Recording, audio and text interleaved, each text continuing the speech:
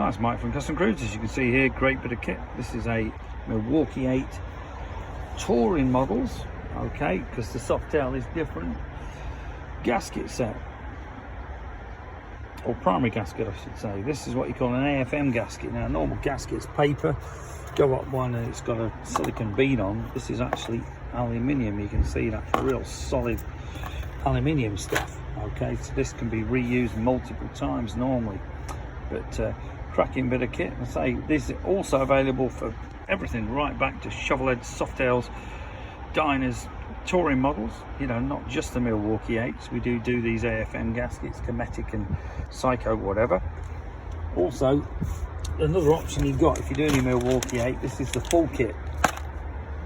So when your primary goes, and it will unfortunately with that stupid automatic tensioner, it is a good idea to swap it.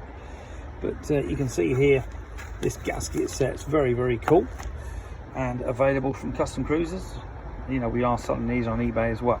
Okay, give us a call, 01773835566. Alternatively, you can purchase these on eBay. Thank you.